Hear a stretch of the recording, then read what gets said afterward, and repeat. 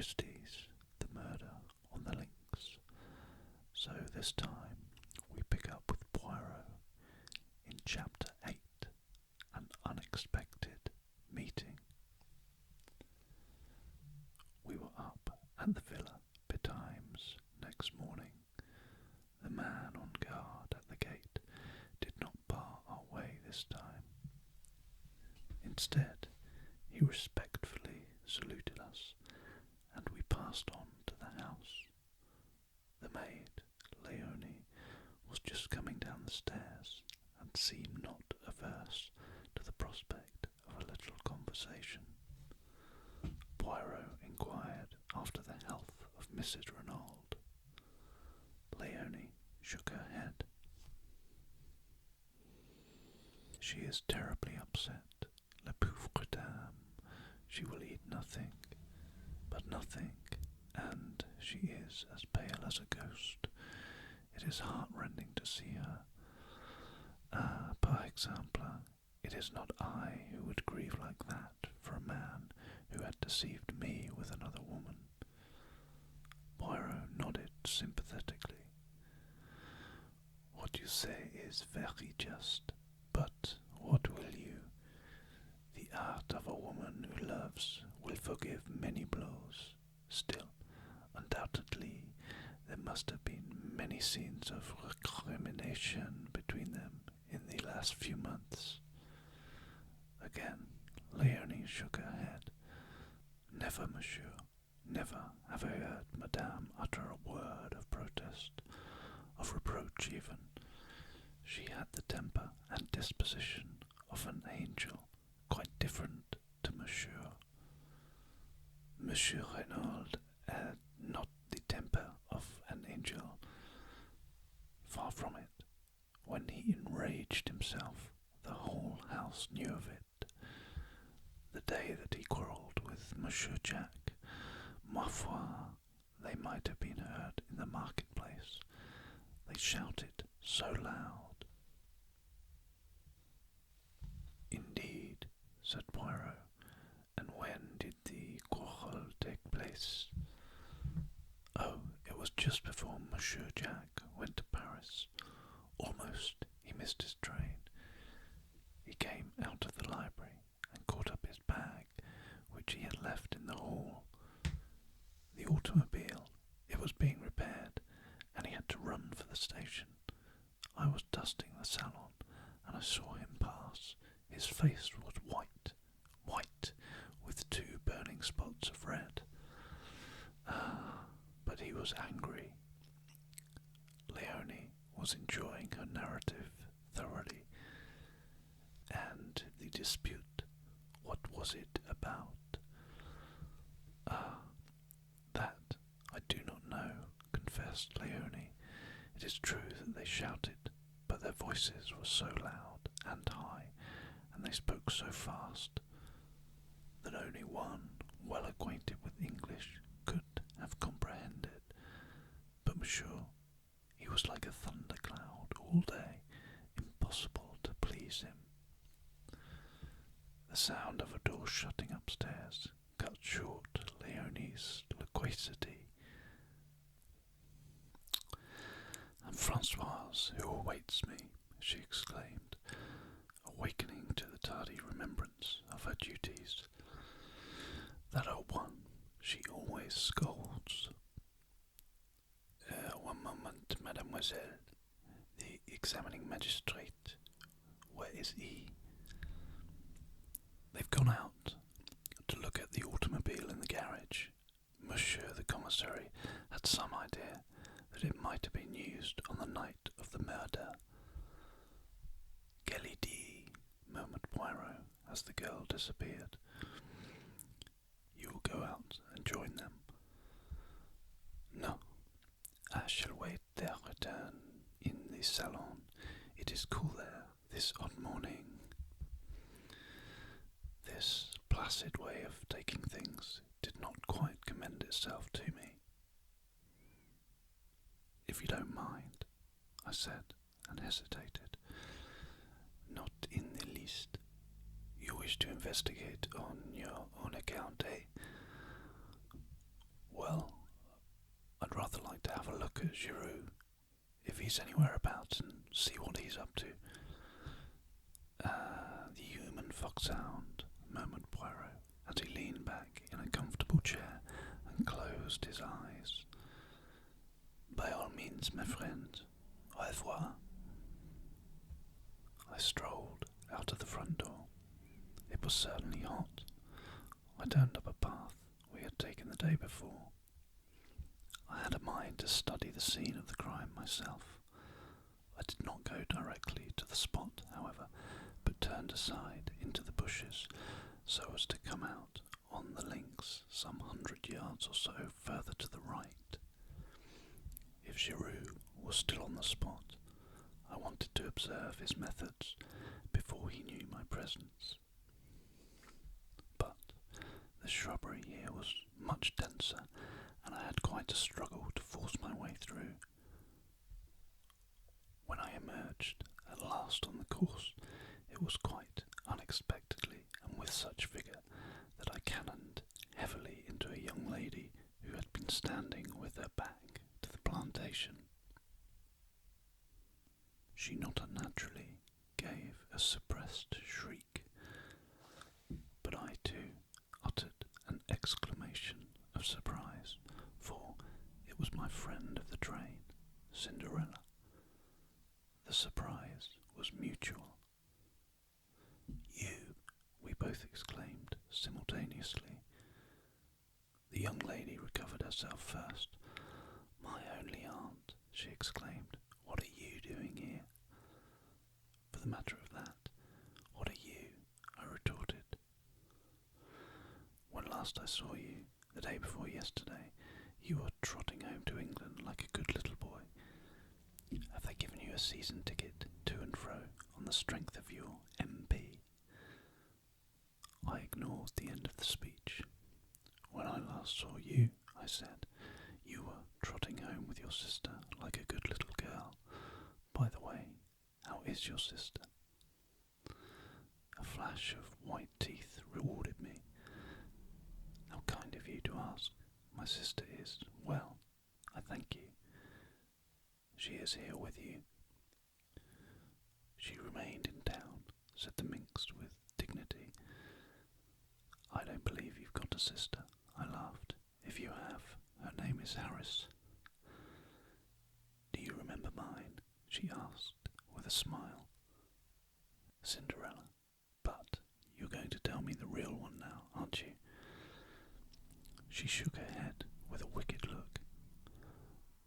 "Not even while you're here?" "Oh, that. I suppose you've heard of members of my profession resting at expensive French watering places.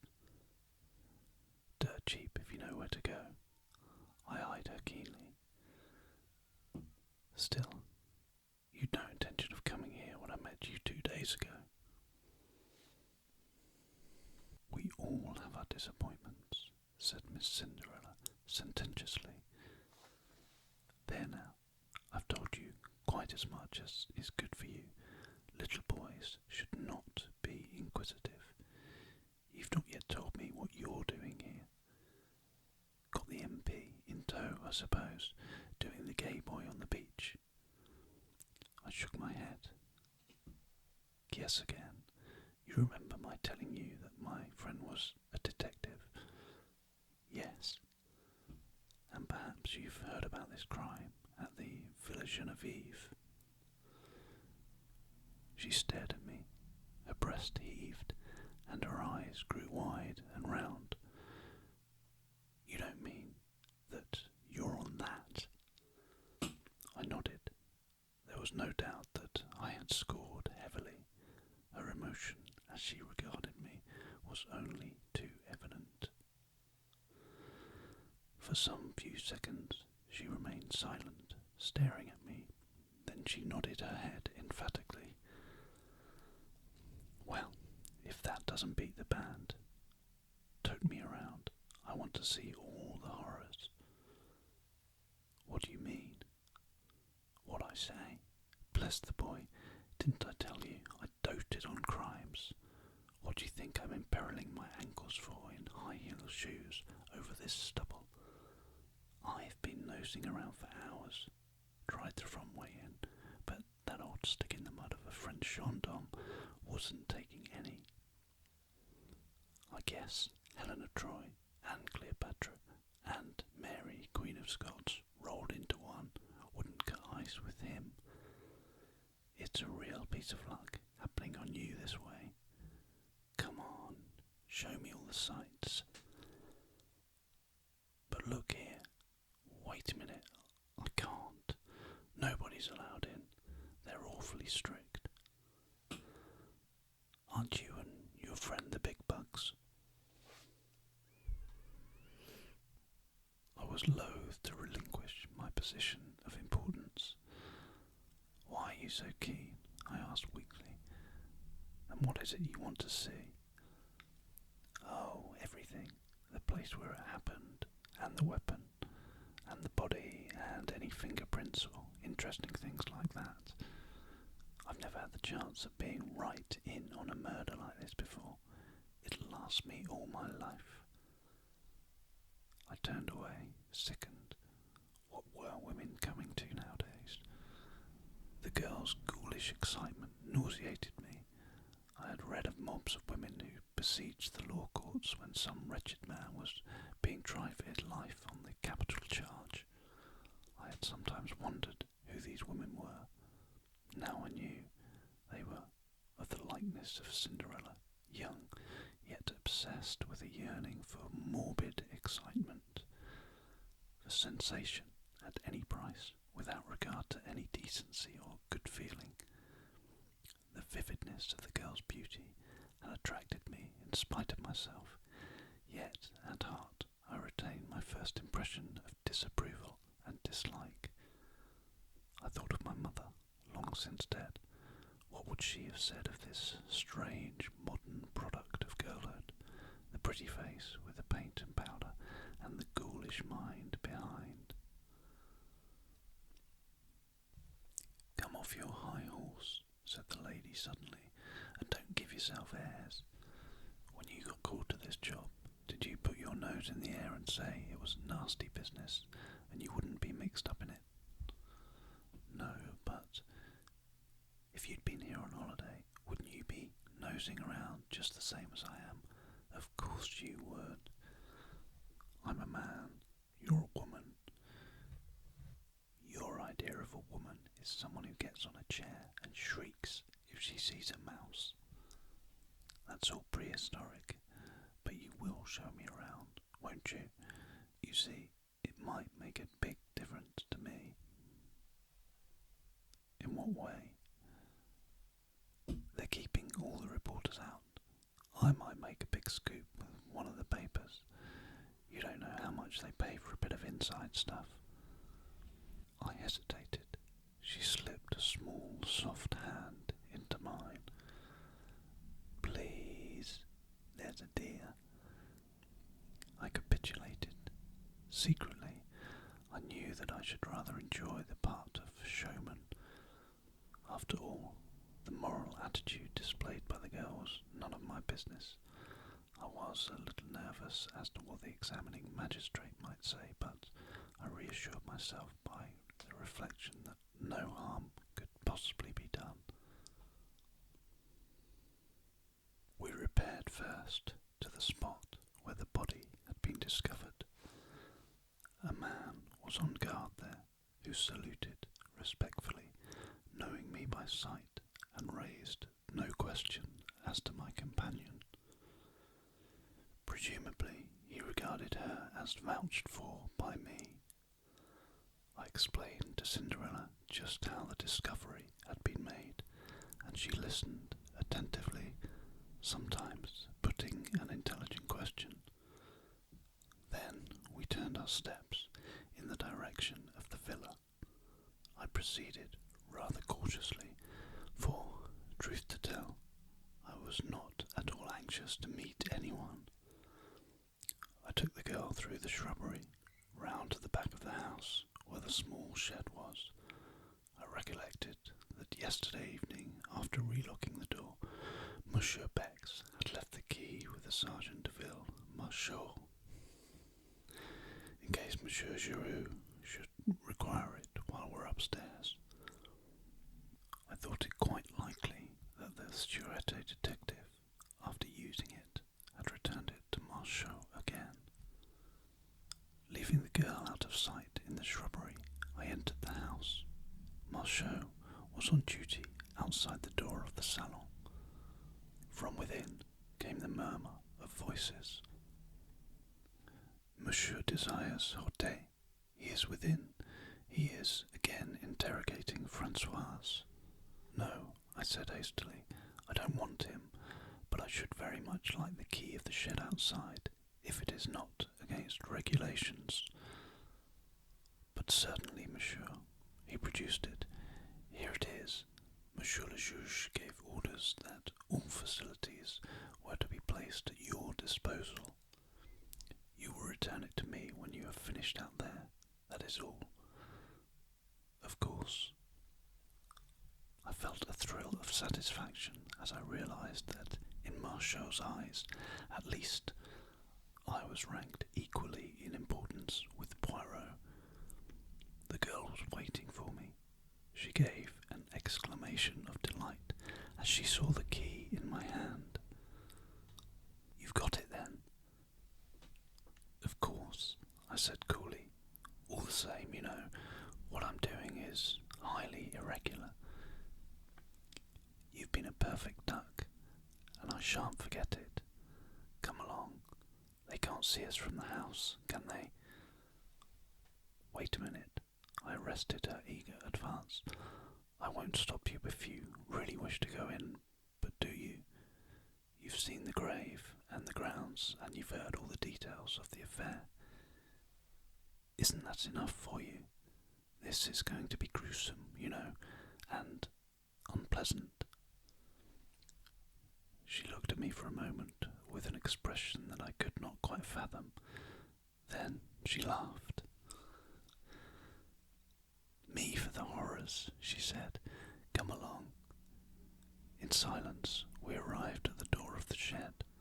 I opened it, and we passed in. I walked over to the body and gently pulled down the sheet, as Monsieur Bex had done the preceding afternoon. A little gasping sound escaped from the girl's lips, and I turned and looked at her. There was horror on her face now, and those debonair high spirits of hers were quenched utterly. She had not chosen to listen to my advice, and she was punished now for her disregard of it. I felt singularly merciless towards her. She should go through with it now. I turned the corpse gently over. You see, I said, he was stabbed in the back. Her voice was almost soundless. With what? I nodded towards the glass jar. That dagger. Suddenly the girl reeled and then sank down in a heap. I sprang to her assistance. You are faint. Come out of here. It has been too much for you. Water, she murmured. Quick, water. I left her and rushed into the house. Fortunately, none of the servants were about, and I was able to secure a glass of water unobserved and add a few drops of brandy from a pocket flask. In a few minutes, I was back again. The girl was lying as I had left her, but a few sips of the brandy and water revived her in a marvellous manner. Take me out of here. Oh, quickly, quickly, she cried, shuddering. Supporting her with my arm, I led her out into the air, and she pulled the door behind her. Then she drew a deep breath. That's better. Oh, it was horrible. Why did you ever let me go in there? I felt this to be so feminine that I could not forbear a smile. Secretly, I was not dissatisfied with her collapse. It proved that she was not quite so callous as I had thought her. After all, she was little more than a child, and her curiosity had probably been of the unthinking order. I did my best to stop you, you know, I said gently. I suppose you did. Well, goodbye. Look here, you can't start off like that, all alone. You're not fit for it. I insist on accompanying you back to Merlinville. Nonsense. I'm quite all right now. Supposing you fell faint again? No, I shall come with you. But this she combated with a good deal of energy. In the end, however, I prevailed so far as to be allowed to accompany her to the outskirts of town. We retraced our steps over our former route, passing the grave again, and making a detour onto the road. Where the first straggling line of shops began, she stopped and held out her hand. Goodbye, and thank you ever so much for coming with me. Are you sure you're all right now? Quite, thanks. I hope you won't get into any trouble over showing me things. I disclaimed the idea lightly. Well, goodbye. Au revoir, I corrected. If you're staying here, we shall meet again. She flashed a smile at me. That's so. Au revoir, then. Wait a second. You haven't told me your address. Oh, I'm staying at the Hotel du Fer. It's a little place, but quite good. Come and look me up tomorrow. I will, I said, with perhaps rather unnecessary empressement. I watched her out of sight, then turned and retraced my steps to the villa. I remembered that I had not relocked the door of the shed. Fortunately, no one had noticed the oversight, and turning the key, I removed it and returned it to the sergeant de ville. And, as I did so, it came upon me suddenly that, though Cinderella had given me her address, I still did not know her name.